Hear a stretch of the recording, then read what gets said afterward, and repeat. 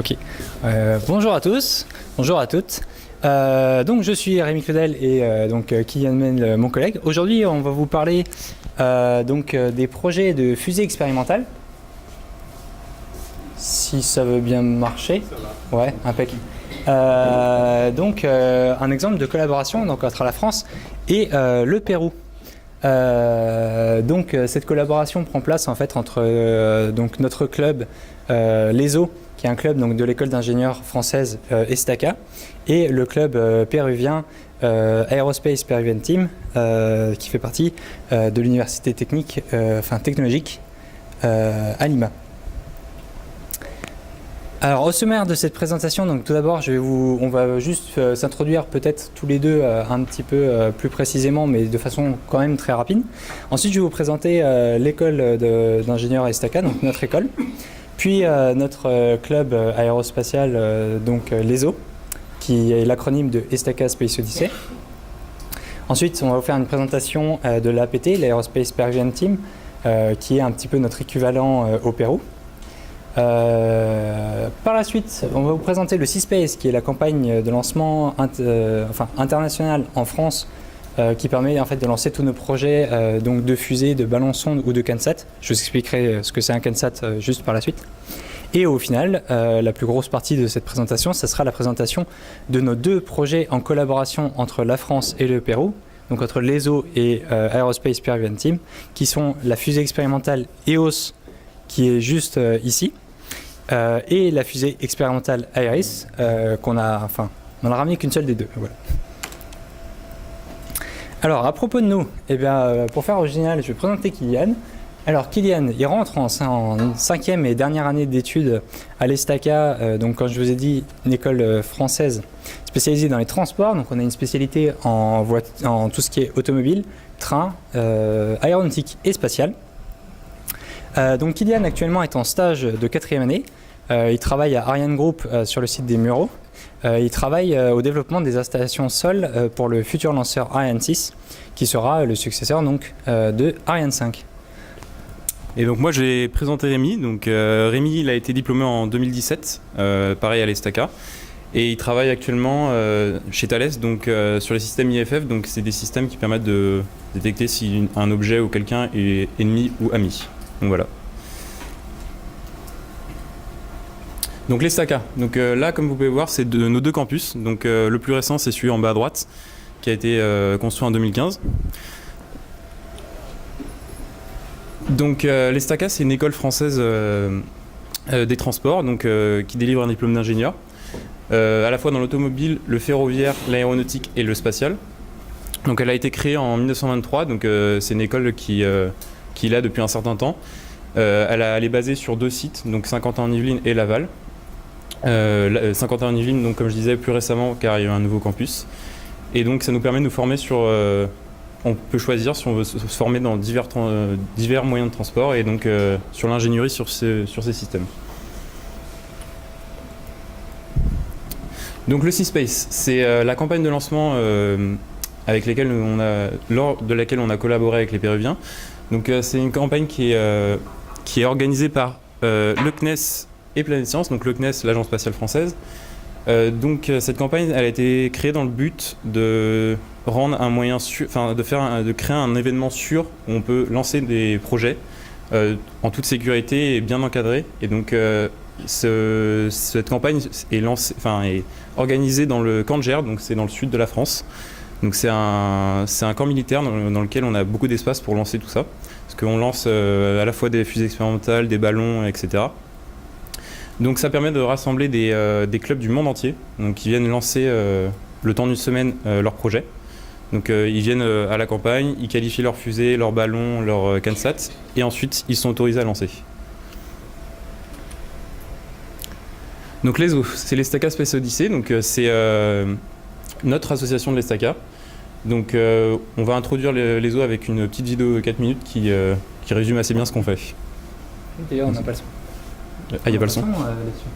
Je crois pas. Non. C'est pas grave. C'est pas grave. Ouais, il n'y a pas de parole, c'est juste pour la musique, ouais. À la base, c'était un petit peu rock'n'roll. Hop, mais attends. Ouais, ça va pas le faire par contre. Hop. Voilà. C'est mieux avec l'image quand même.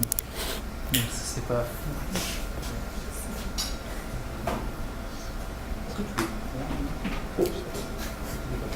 Genre, c'est mieux.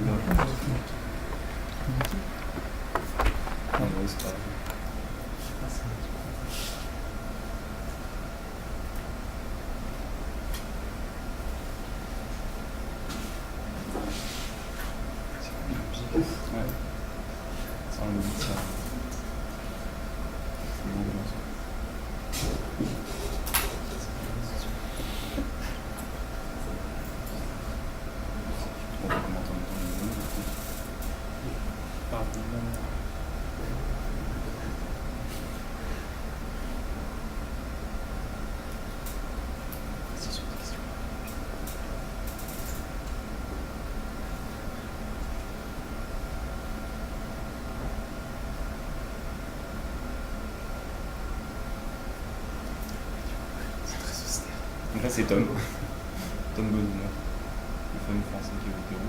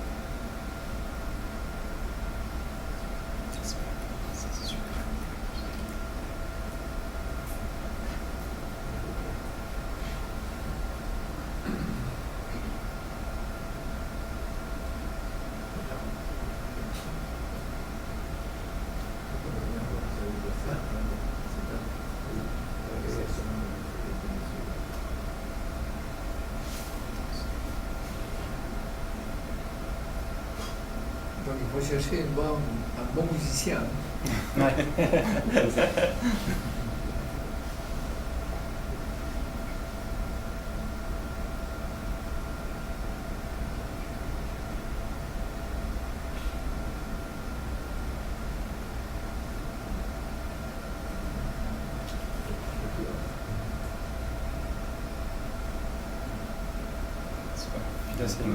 Voilà. Là, c'est Thomas Pesquet qui dit un message. Voilà. Je reviens sur PPT. C'est bon, c'est sûr. Voilà, donc les Os, c'est une association qui a été créée en 1992, donc on a récemment fêté nos 25 ans. Donc c'est une association de l'ESTACA, c'est la seule association spatiale qui compte à peu près 100 membres. Et donc c'est une association qui nous permet de lancer, créer des projets de fusées expérimentales, CANSAT et ballons stratosphériques pour ensuite les lancer donc, à la fameuse campagne du C-Space. Donc là on a un petit exemple de projets qui ont été lancés déjà lors du C-Space. Ça c'était juste l'année dernière ceux-là. Ouais. Ceux qui viennent de défiler, c'est les projets qu'on a l'année dernière. Au total on en avait 11. Ouais, 11 c'est ça. Là, d'autres exemples de projets. Donc, par exemple, l'année dernière a été lancée Matryoshka, donc on a pu voir dans la vidéo. C'est une fusée biétage active, c'est-à-dire qu'elle décolle une première fois et après la phase propulsive, il y a un deuxième moteur qui s'allume et qui permet de lancer une mini-fusée, qui est dans la fusée en fait. À droite, on retrouve une fusée franco-japonaise. Donc c'est une association avec le club TKRC du Japon, avec lequel on a lancé en 2015 cette fusée, et tous les ans d'ailleurs. Et en bas à gauche, on peut voir ESO7, donc c'est un projet qui est en cours et c'est une ogive que l'on met sur la tête d'une fusée et qui permet en fait de faire un guidage infrarouge et de suivre une cible, une cible qui a été définie. Voilà, on a présenté l'ESO. Est-ce que vous aviez peut-être des questions ou est-ce qu'on fera ça à la fin? Ouais, plus à la fin? Ok, impeccable. Retenez bien tout alors. Alors, Aerospace Peruvian Team. Alors, malheureusement, personne n'est venu du Pérou pour présenter l'APT. Donc, je vais vous faire une petite présentation, on va dire, assez succincte, mais notamment basée sur notre collaboration. Alors, en fait, il faut savoir qu'on les a rencontrés au départ. C'était un ancien membre de l'ESO et un ancien membre de APT, qui s'appelait à l'époque CANSAT Pérou. Qui se sont rencontrés en fait lors d'un master spécialisé à Toulouse à l'école d'ingénieurs super-héros et qui ont commencé en fait à parler conjointement des domaines qui les intéressaient tous les deux, à savoir donc le domaine de tout ce qui est fusée et campagne de lancement. Donc APT, au début ça s'appelait comme je vous ai dit CANSAT Pérou. Pourquoi? Parce qu'en fait ils développaient uniquement des CANSAT à la base.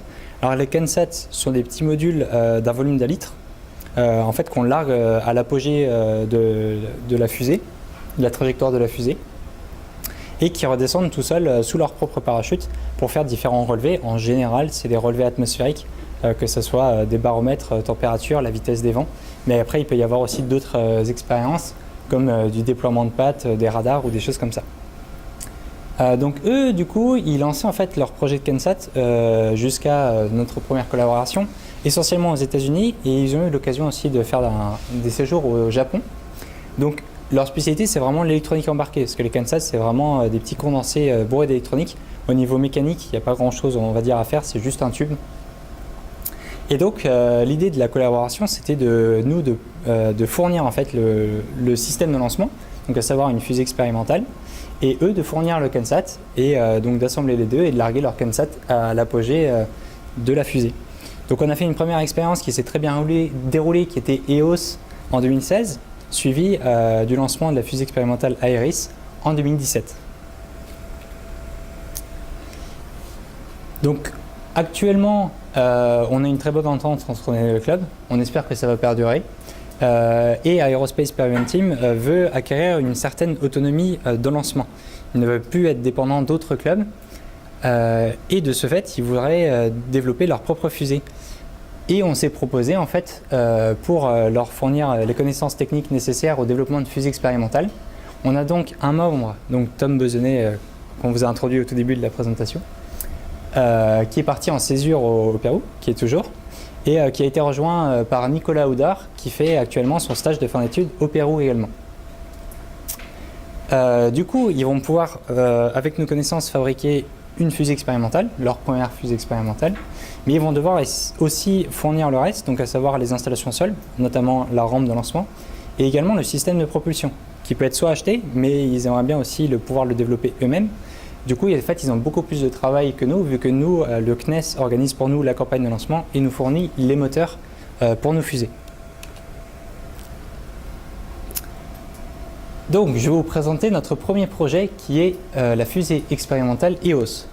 Là, c'est donc l'équipe française et l'équipe péruvienne pour la petite photo souvenir avant le lancement, parce que ça peut arriver que la fusée ne retombe pas correctement et qu'elle se crache, donc on fait toujours la photo avant. Voilà. Donc là, en l'occurrence, la preuve vivante, c'est que EOS est toujours ici actuellement. Donc on a bien réussi à la récupérer et son vol s'est très bien passé. Les expériences, il y a eu quelques petits soucis d'électronique, mais on va dire qu'on en est satisfait. Alors, EOS, ses objectifs, c'était bien sûr lancer le CANSAT créé par le club péruvien, mais ce n'est pas tout. On ne fait pas une fusée uniquement pour lancer un CANSAT, du moins pas en France. On a, entre guillemets, le CNES ne nous autorise pas, le CNES et Planète Science ne nous autorisent pas à lancer une fusée expérimentale si elle n'a pas d'expérience à bord. C'est pour ça qu'on l'appelle fusée expérimentale. C'est, voilà, petite précision. Du coup, on a enregistré au long du vol la déformation des ailerons avec des jauges de déformation. On a également enregistré toutes les accélérations angulaires et les accélérations linéaires pour pouvoir reconstituer une trajectographie. On a aussi enregistré la poussée du moteur pour voir si elle était conforme à celle proposée par le constructeur.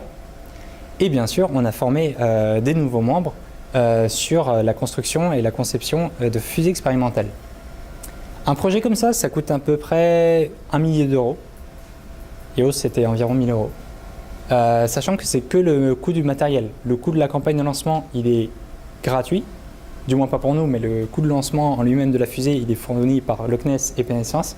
Le moteur est fourni et monté sur la fusée par le CNES. Donc nous, on fait uniquement la partie fusée et on ne s'occupe pas non plus du coût matériel d'autre chose. C'est un projet qui a duré 1 an, enfin 10 mois en réalité, vu qu'il a été lancé en juillet, et dont j'étais le chef de projet. Quelques petites spécifications, bon, vous pouvez voir un petit peu la taille que ça a, donc j'ai pas besoin de vous redonner la longueur. Par contre, elle est très légère, hein, elle pèse 6,1 kg seulement, et elle a une vitesse maximale de 770 km/h, en sachant que son accélération est de 11 G, vu que le moteur en fait pousse uniquement que 3 secondes. Donc en fait, en 3 secondes, elle fait du 0 à 770. Alors le CANSAT Rover, c'était un CANSAT un petit peu particulier. D'habitude, je vous ai dit qu'il faisait des relevés atmosphériques sous parachute et ensuite il retournait au sol, on venait les récupérer, on reprenait les relevés, voilà, c'était bien. Là, cette fois-ci, Aerospace Peruvian Team, ils ont décidé de faire un CANSAT Rover, qui sont un sous-genre de CANSAT, on va dire, qui ont une spécialité, ils font du comeback. C'est-à-dire que quand ils reviennent au sol, une fois qu'ils sont posés avec leur parachute, ils viennent sectionner en fait les cordages du parachute qui est relié au CANSAT et il revient de façon autonome, tout seul, vers le plat de tir. Comme ça, on n'a même plus besoin d'aller le chercher. Il faisait aussi des mesures d'accélération donc via une centrale inertielle pour reconstruire toujours une trajectographie du vol. Et il avait la particularité aussi d'envoyer ces données en temps réel avec un XBee. Donc il faisait ce qu'on appelle de la télémétrie. Alors le souci, c'est que quand on l'a lancé, en fait au camp de Gers, le terrain de tir n'est pas entretenu. Donc c'est les herbes hautes qui font à peu près 1 mètre de haut en moyenne. Et le pauvre CANSAT, avec ses 80 mm de diamètre, en fait il est tombé dans l'arbre et on l'a retrouvé dans la boue en train de patiner. Essayer de sortir de son trou. Tu fais les flèches Ouais. Donc du coup ça c'est EOS, avec une vue 3D sur le côté et coupée. Donc là on retrouve, je vais vous présenter ça de gauche à droite. Donc on retrouve à gauche le moteur Pro 54, donc c'est un moteur canadien acheté par le CNES à une entreprise canadienne. Juste au-dessus du moteur, on peut retrouver un capteur de poussée qui nous permet de récupérer la poussée directement du moteur. Ensuite, on a donc le CANSAT, sa case et sa porte, le parachute, et en haut, on a une centrale inertielle qui nous permet de faire des mesures d'accélération, de variation angulaire, etc. Ici, on a donc la minuterie qui nous permet de libérer le parachute. Donc c'est un composant qui doit être séparé de tout le reste parce que c'est un composant dit essentiel qui permet en fait de la sauvegarde du lanceur. Ensuite, on a le GPS donc, qui nous permet de faire une trace au sol et de retrouver la trajectoire du lanceur. Les électroaimants qui permettent en fait d'ouvrir la trappe. Donc c'est des électroaimants où on envoie du courant et le courant permet d'arrêter le magnétisme en fait. Ici, on a la séparation à billes, donc c'est un système pneumatique qui marche assez bien et qui permet après avoir mis la pression, la fusée est bien assemblée et tient bien. Et une fois qu'on relâche la pression, les billes se retirent et donc l'étage se sépare. Il est Comment 3 minutes. 3 minutes. Ok. Donc voilà, là les cartes d'amplification donc pour les jauges de déformation et ensuite les jauges de déformation sur les allons. Donc là c'est Aeris, donc c'est le projet qui a eu lieu l'année dernière, donc toujours en collaboration avec le Pérou. Donc c'est un projet qui a été lancé en juillet 2016. Il est assez similaire à EOS dans ses spécifications, c'est-à-dire un coût d'à peu près 1 000 €, qui contient un CANSAT, qui nous a permis de former des membres. Le seul détail qu'il y a en plus, c'est que l'expérience n'est pas la même. Donc on a fait un système de contrôle de roulis par Yo-Yo Despin. Donc c'est un système où, il vous le présentera juste après, Rémi. Donc on a ça, on a enregistré les variations angulaires pour justement voir si ce système fonctionne. Et on a une ogive qui est rainurée, donc qui permet d'induire du roulis au décollage. Donc voilà les spécifications à peu près, elle était beaucoup plus lourde, c'était pas la même fusée on va dire, mais elle était avec une vitesse maximale un peu inférieure, mais c'était pas nécessaire à l'expérience on va dire. Voilà donc, tiens. Ouais, je vais vous présenter très rapidement le vol. Du coup en fait à T0 on a le moteur qui commence à pousser. À T4 secondes on a le moteur qui s'arrête. Le Yo-Yo Despin intervient à 13 secondes. Et une éjection du parachute à 17 secondes. Voilà. Et ensuite, un petit descente sous parachute qui dépend de la vitesse des vents, bien sûr, et le touchdown. Voilà, c'était vraiment pour vous donner un petit peu l'idée du temps de vol d'une fusée. Voilà, en termes de temps d'expérience, on n'a rien du tout. Ça va très très vite, sachant que la partie la plus angoissante, on va dire, c'est de retrouver la fusée quand elle retombe et quand elle disparaît des nuages. Il va falloir attendre qu'elle retombe sous parachute et ça peut durer jusqu'à 2-3 minutes. Des fois, elle retombe sans le parachute. Aussi, mais là, elle retombe beaucoup plus vite. Je vais vous présenter donc le Yo-Yo Despin. Alors, le Yo-Yo Despin, c'est un système qui permet en fait d'arrêter le roulis soit d'une fusée, soit d'un satellite. C'est beaucoup utilisé dans les satellites, donc en orbite. Nous, on voulait vérifier si c'était faisable en atmosphère. Je vais vous faire une petite vidéo très rapide. Ah oui, mais à chaque fois, il me le met là, lui. Ça, c'est une fusée de l'agence spatiale allemande. Voilà, c'est une fusée sonde, donc c'est des fusées qui vont jusqu'à 100 km d'altitude. Et ils utilisent un Yo-Yo Despin, mais eux, après avoir passé l'atmosphère. On voit bien les câbles qui se détachent, hop, le roulis est annulé. C'est un système peu coûteux et qui fonctionne très bien. Ça évite de faire de la pneumatique et des jets de gaz. Voilà, et là on avait. Ça, c'est le bande test qui va vous mettre. Ouais. Il est là. Pour l'efficacité du système. Là c'était. Au ralenti. On va voir l'image se détacher. Voilà, l'arrêt est immédiat. L'image se détache. Voilà, donc ça c'était pour vous montrer un petit peu le système. Je ne veux pas m'éterniser là-dessus, comment ça fonctionne. Eh bien, c'est un transfert d'énergie cinétique entre l'énergie cinétique de rotation de la fusée et le libèrement des câbles, sachant que les masses, la masse des maslots, la masse des masses, elle est très faible. C'est vraiment, on va dire, la longueur des câbles qui détermine l'inertie de la fusée à arrêter. De ce fait, pour que la fusée tourne dans le bon sens, parce qu'en fait ça fonctionne vraiment que dans un seul sens à la base. Ça fonctionne mieux dans un sens que dans l'autre. Enfin voilà, c'est ça. Ça fonctionne mieux dans un sens que dans l'autre. Dans l'autre, ça s'arrête pas tout à fait, si je dis pas de conneries. Oui, c'est ça, ça peut repartir. Ça peut repartir dans l'autre sens, ouais.